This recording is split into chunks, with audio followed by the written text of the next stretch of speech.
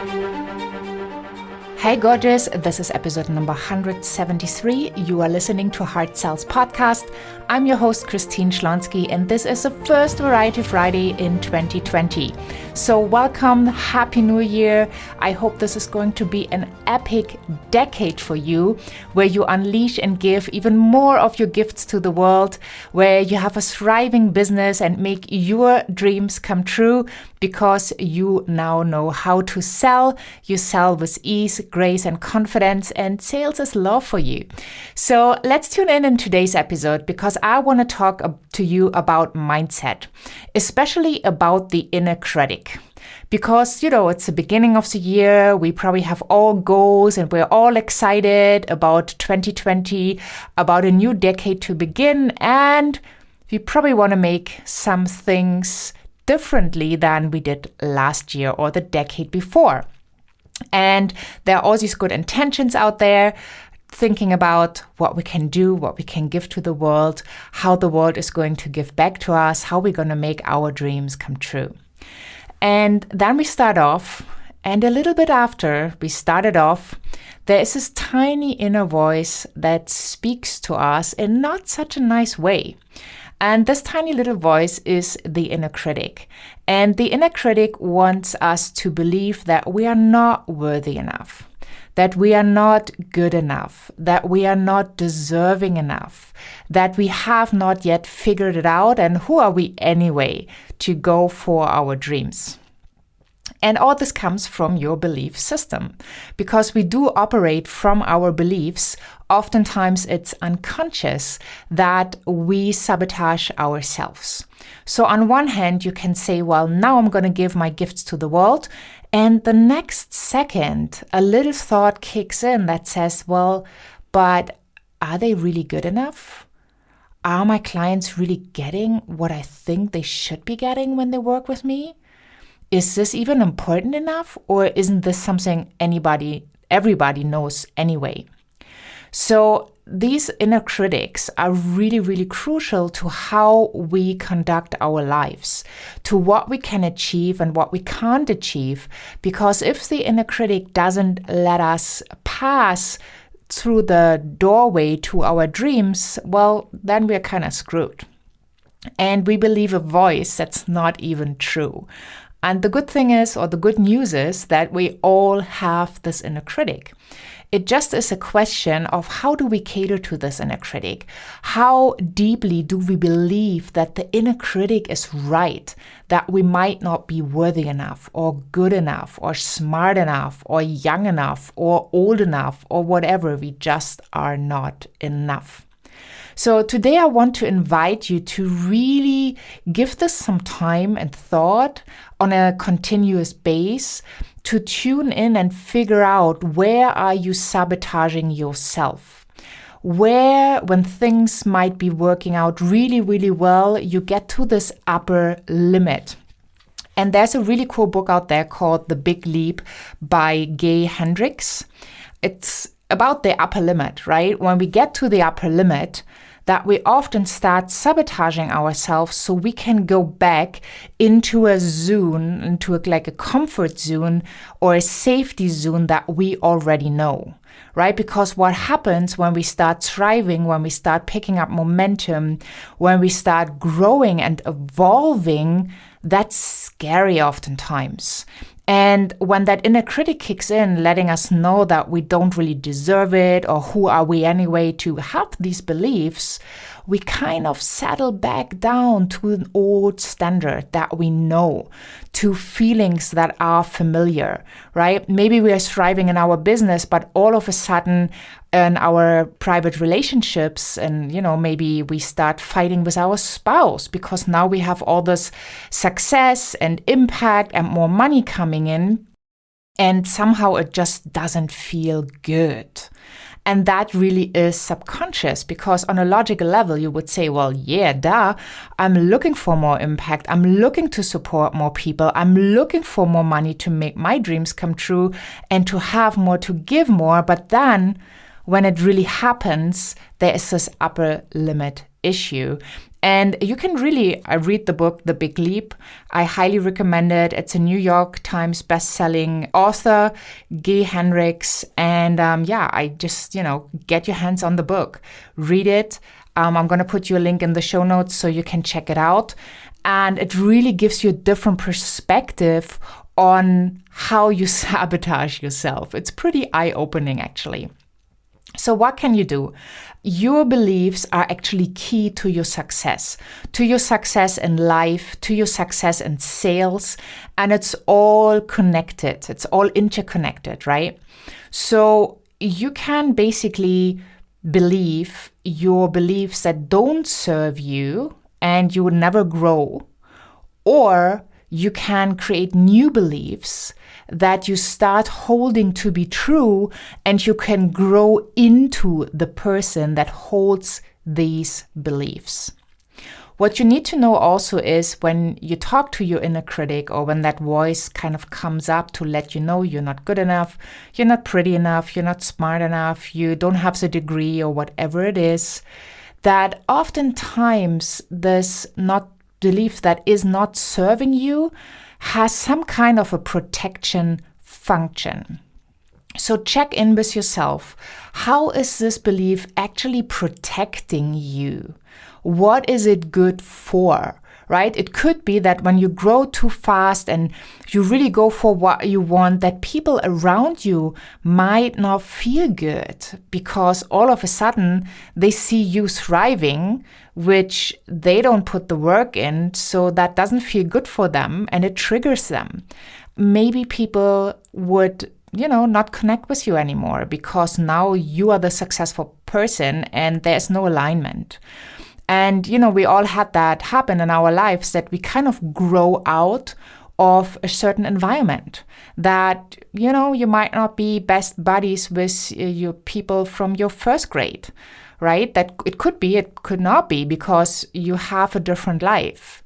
Or you might be the one who did not, or who decided not to have any children, and then all of a sudden people around you have children, and the only thing they talk about is children, which there's nothing wrong, but it's kind of hard to you or for you to connect all the time because you might be the one choosing a different path. So relationships grow, and sometimes we grow out of relationships.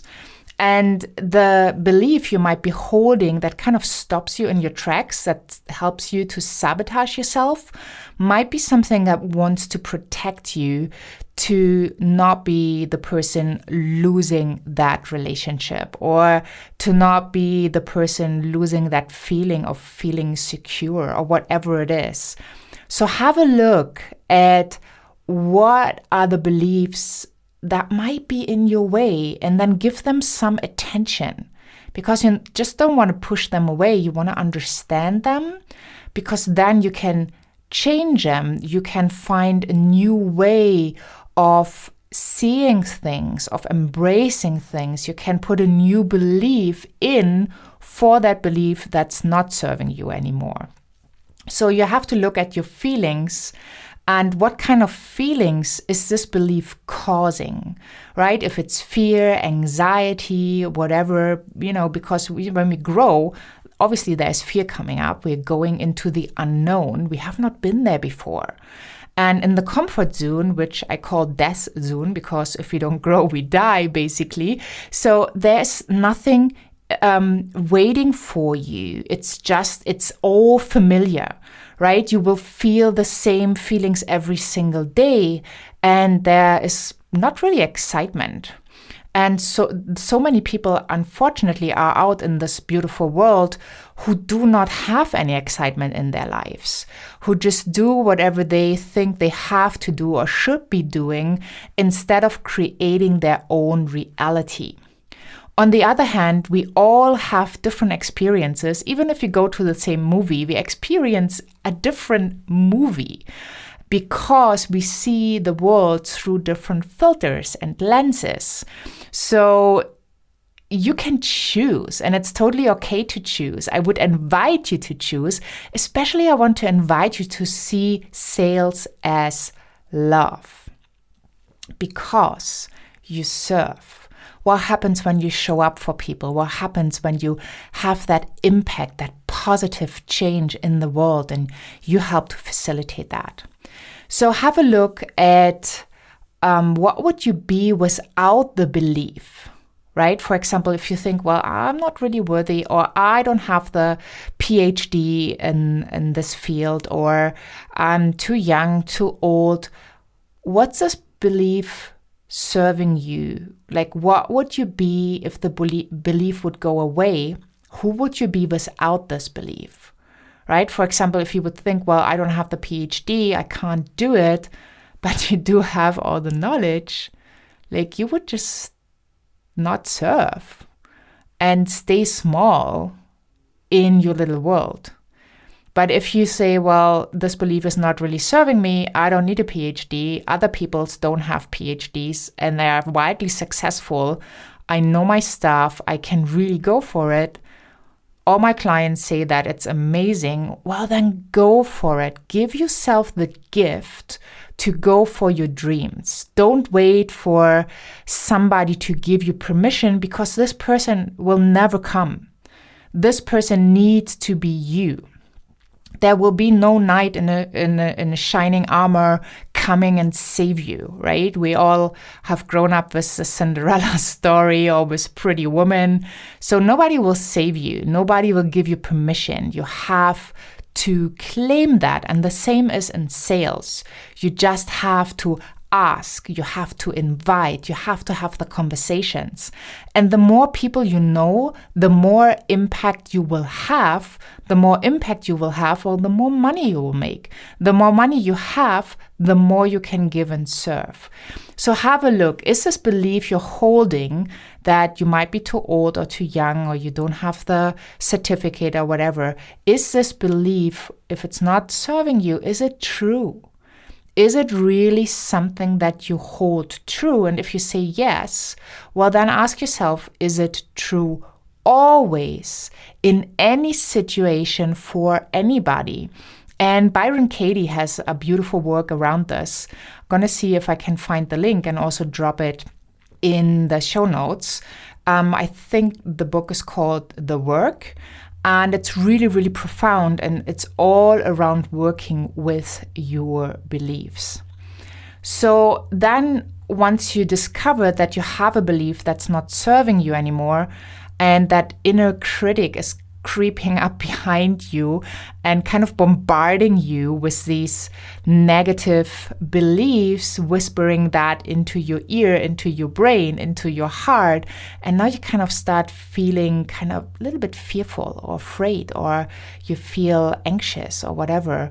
Really find something, write it down, write it out, figure out what this belief is serving you for, what it's you protecting you from, and be really, really honest to yourself. Nobody else needs to know. Just you, a piece of paper, and the pen will totally do. But be honest, because then you can go and change it. And you really need to decide if you want to hold on to the belief, if you want to nurture it, or if you want to let go. And if you want to let go, well, you're more than welcome to let go, but that is your decision. So the next question is, what are you going to replace this belief with, so that you fill that gap? Because by taking out a belief, it kind of creates a gap, and you need to fill the gap with something that's serving you. I really hope that's helpful, talking about the inner critic, because we do have the inner critic and we have the inner creator. And at the beginning of each year, most people are really like into the creation energy, because they think, well, this year, I'm going to lose 10 pounds.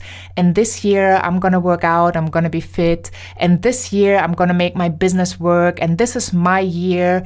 And this year I'm going to go on my dream vacation. And this year I'm going to impact so many more people.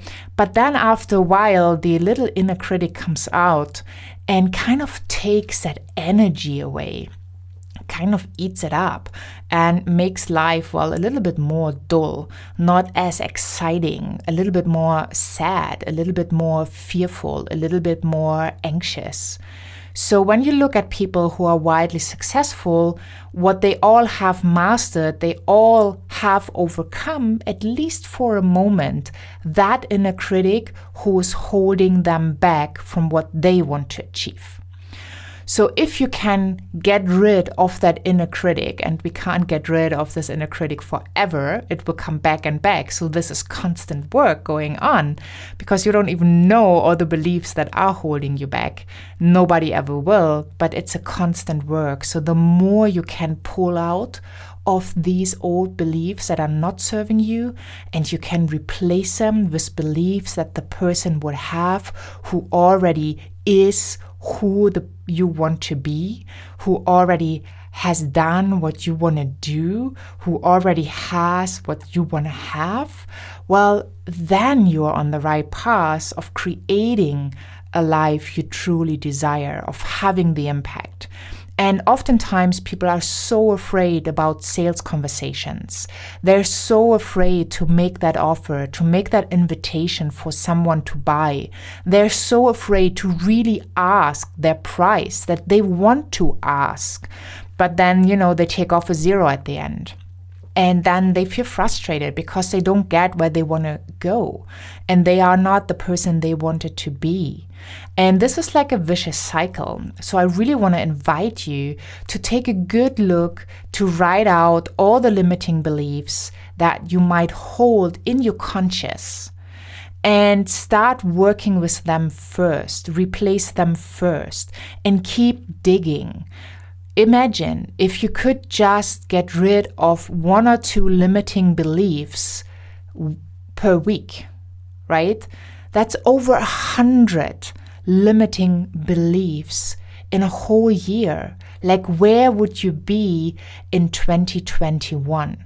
What would have changed? How would your life be different if you would allow yourself to let go of what's not serving you anymore? So I'm wishing you all the best with this work. I would love to hear from you. Just send me an email at info@christineschlonski.com. I'm going to put it in the show notes as well. And if you really feel you want to do some deeper work on this, please reach out as well. I'm happy to send you an application for a complimentary sales breakthrough session where we have a look at where you are right now, where you want to go, creating the best next move for you, and really having a look at your sales ability so that you can thrive in your business, that you can invite people to work with you with ease, grace, confidence, and that you can ask your price. And in the session, we will kind of see if we are a good match for each other, if I really can support you with every single cell that I have to support you, and you can really get to know me in person and see if it's a fit for you, and then we can co-create together. And that journey is such a wonderful journey for those clients who really are my soulmate clients. So that's my invitation to you. Write an email to info@christineschlonski.com. You can just say, sales breakthrough session, please. And then I'm going to start a conversation with you by sending you the application, and we take it from there. In the meantime, I'm really here to invite you for the Heart-Centered Lead Generation Summit. The summit kicks off pretty soon, and it's just amazing with over 40 world-class experts teaching world-class strategies and tools all around lead generation, starting from the basics over organic, paid partnerships, like all the ways you can create leads. You can let people know about you, your amazing work, your gifts, and invite them to work with you. So you do not want to miss out on that one. It's heartcenteredleadgenerationsummit.com. Just sign up, get your seat. It's free. And you can get all the amazing advice of these world-class experts who all have overcome their inner critic at some point to be where they are right now, having created that high level of achievement in such a heart-centered way. Thank you so much for being here. I really appreciate you listening. Please share this podcast if you find this helpful with your friends, with your family, with your business partner, because I believe that happy people make people happy. And when you really can create your own life, you will be so much happier, which then serves the world in such a beautiful way. So thank you so much. Have a wonderful day wherever you are in this beautiful world. And I'm saying bye for now.